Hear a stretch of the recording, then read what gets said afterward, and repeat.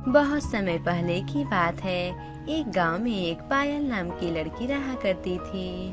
पायल जब छोटी थी तभी उसकी माँ का मृत्यु हो चुका था। पायल के पिता दूसरी शादी कर लिए थे। पायल एक बहुत ही होनहार और अच्छी लड़की थी।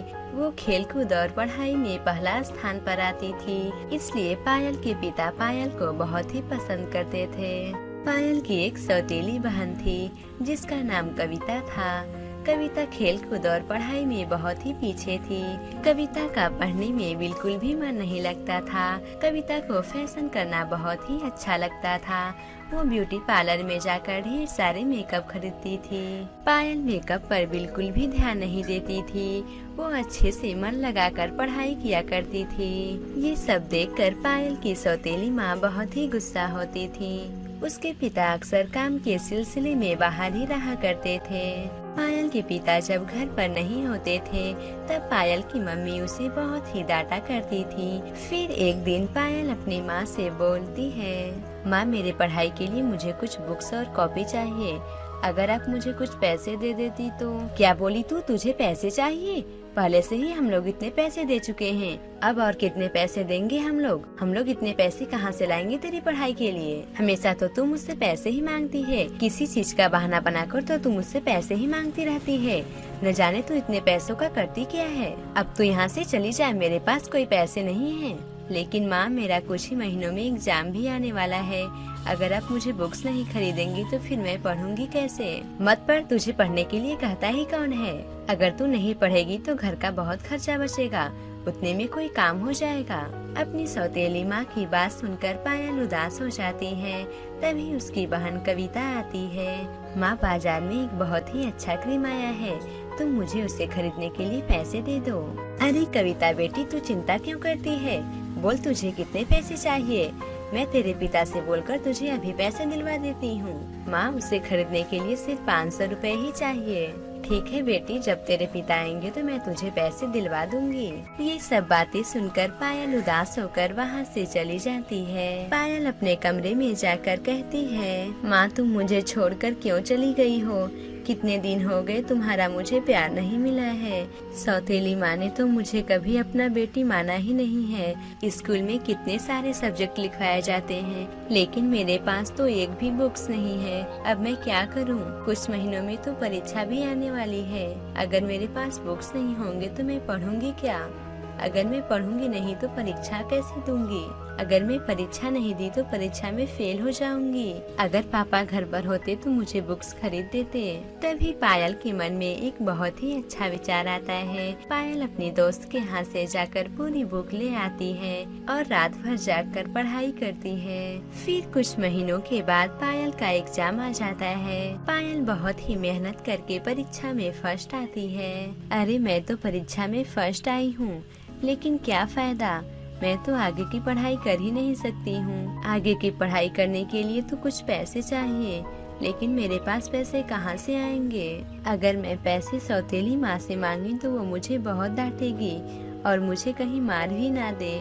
माँ अगर तुम होती तो मुझे इतना दुख नहीं झेलना पड़ता। मुझे आगे अभी पढ़ना है, लेकिन एडमिशन के लिए पैसे कहाँ से लाऊंगी? फिर उस दिन रात को जब पायल सो रही थी तभी उसे एक आवाज आती है, बेटा पायल। आवाज को सुनकर पायल घबरा जाती है और उसकी नींद खुल जाती है। कौन हो तुम? सामने आओ।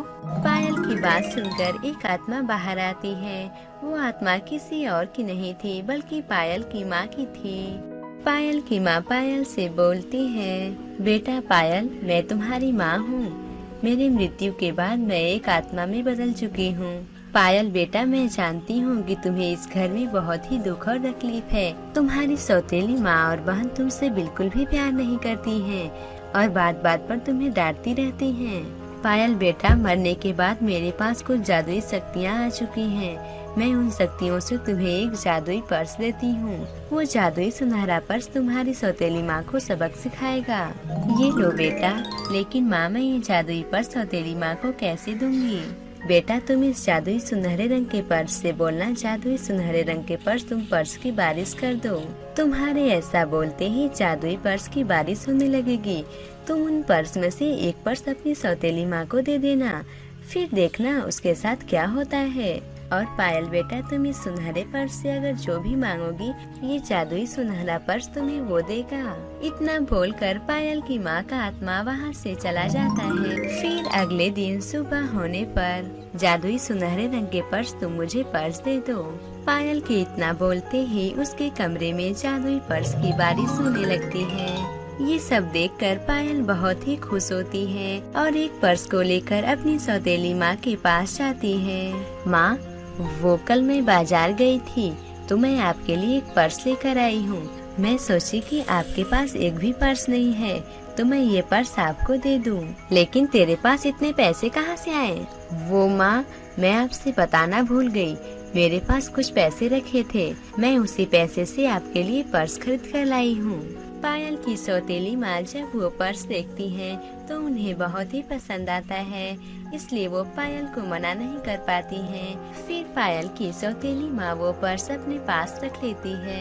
अब पायल की सारी दुख और तकलीफ दूर हो गई थी, क्योंकि पायल जादुई पर्स से पैसे मांगकर अपने लिए सभी चीज खरीद लिया करती थी। फिर एक दिन पायल की सौतेली माँ वो जादुई पर्स को लेकर किसी पार्टी में जाने वाली थी, तभी पायल की माँ की आत्मा उस जादुई पर्स में से निकलती है। क्यों बहुत दुख दी हो तुम मेरी बेटी को?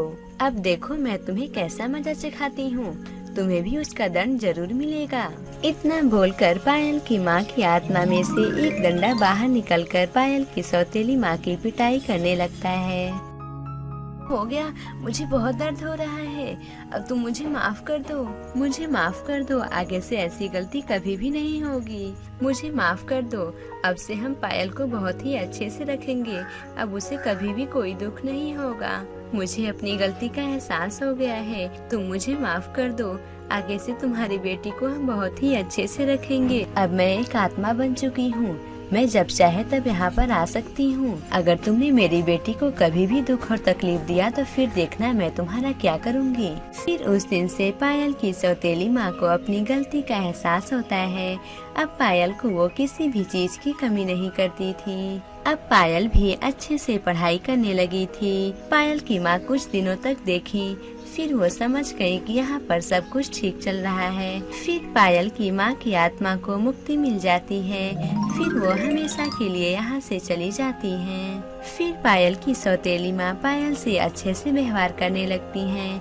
फिर वे सभी लोग खुशी खुशी रहने लगते हैं। इस कहानी से हमें ये सीख मिलती है कि हमें कभी भी किसी को दुख और तकलीफ नहीं देनी चाहिए, बल्कि उसके साथ हंसी खुशी मिलजुल कर रहना चाहिए। धर्मपुर नाम के गांव में एक शीला नाम की औरत रहती थी। उसकी एक बेटी थी जिसका नाम रिया था।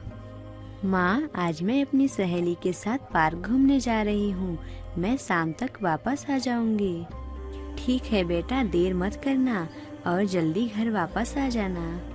ठीक है माँ, मैं जल्दी घर वापस आ जाऊंगी। उसी गांव के पीछे एक बहुत ही दुष्ट परी रहती थी। वो दुष्ट परी चाहती थी कि मैं पूरी दुनिया में राज करूंगी। बस जल्द ही ये जूते बन जाएं तो मैं पूरी दुनिया पे राज करूंगी। अगर जो भी इंसान मेरे बनाए हुए जूते को पहन ले तो वो मेरी वश में हो जाएगा, और जैसे ही 12 बजेंगे वो मेरे पास आ जाएगा। अगर ये इंसान मेरे वश में हो जाएं तो मैं पूरी दुनिया पे राज करूंगी। और वहीं दूसरी तरफ रिया अपनी सहेलियों के साथ जब पार्क घूम रही थी तभी उसके जूते टूट जाते हैं। अरे ये क्या, मेरी शूज कैसे टूट गए? अब मैं क्या करूं? अब मैं घर कैसे जाऊंगी? मेरी माँ ने कहा था तुम जल्द ही घर वापस आ जाना। अब मैं क्या करूं? क्या मुझे बिना जूते के घर जाना पड़ेगा? नहीं रिया, तुम उदास मत हो। मैंने सुना है कि इस मार्केट में एक नए शूज की दुकान खुली है, चलो हम लोग वहाँ से ले लेते हैं। ठीक है पूजा, चलो चलते हैं।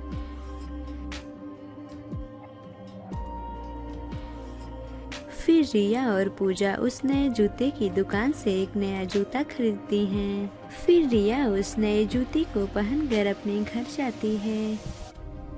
रिया, तुम पार्क घूमकर आ गई? जी माँ, मैं पार्क घूमकर आ गई। माँ, मेरे जूते टूट गए थे, इसलिए मैं नए शॉप से एक जूते लेकर आई हूँ।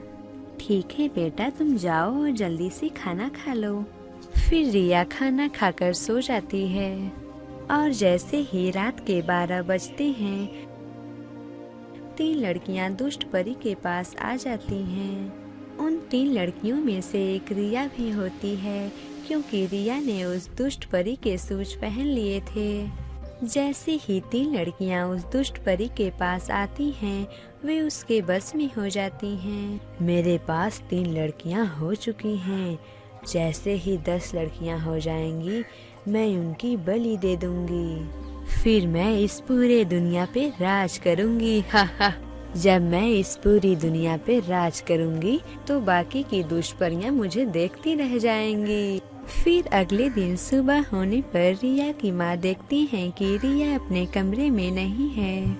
फिर उसकी माँ परेशान होकर पूजा के घर जाती है।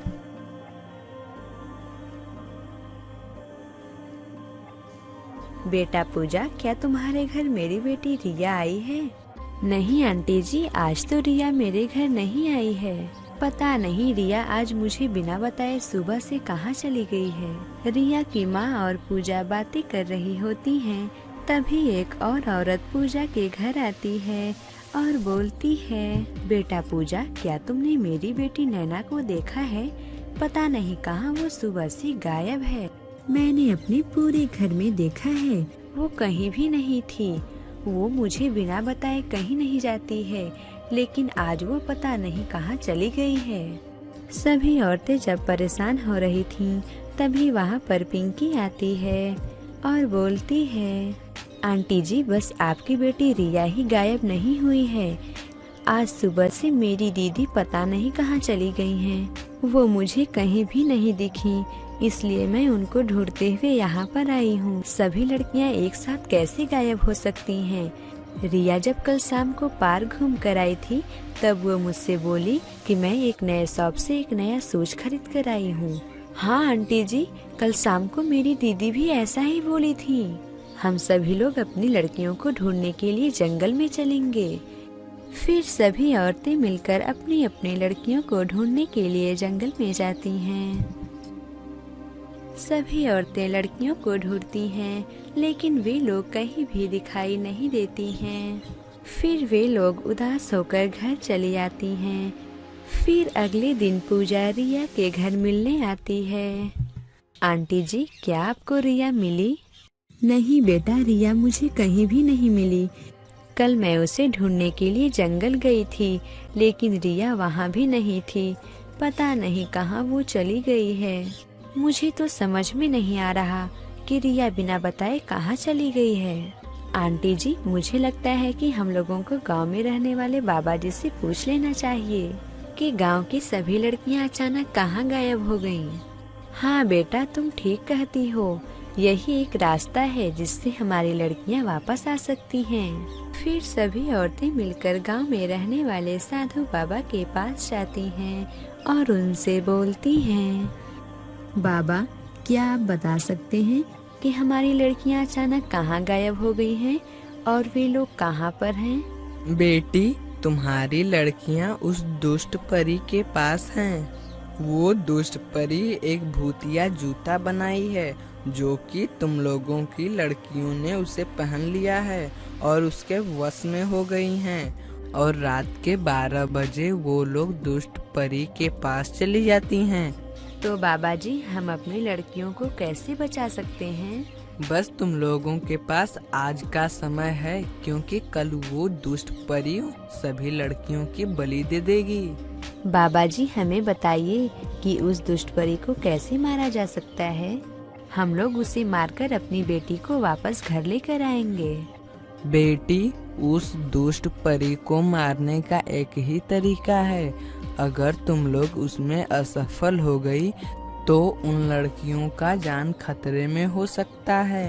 मैं तुम लोगों को एक मंत्र बताता हूँ। वो मंत्र तुम लोग चुड़ैल के पास जाकर बोल देना, वो चुड़ैल भस्म हो जाएगी। फिर साधु बाबा सभी औरतों को मंत्र बताते हैं। फिर सभी औरतें उस दुष्ट परी के गुफा में पहुंच जाती हैं।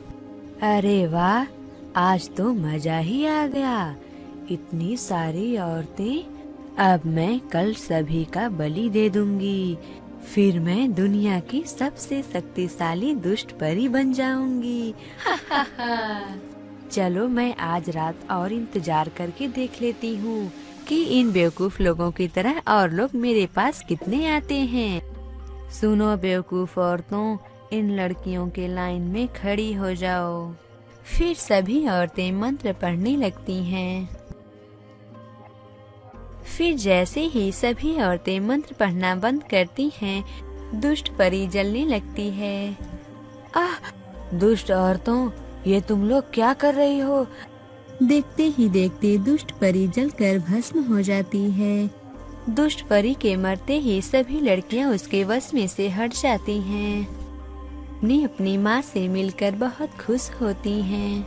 फिर सभी औरतें अपनी लड़कियों को पाकर बहुत खुश होती हैं और हंसी खुशी रहने लगती हैं। अगर आपको ये कहानी अच्छी लगी हो तो इसे जरूर लाइक करें और ऐसे ही नई कहानियाँ देखने के लिए हमारे चैनल हिंदी टेल्स गुरुजी को सब्सक्राइब करें और हमें कमेंट करके जरूर बताएं कि आपको ये कहानी कैसी लगी।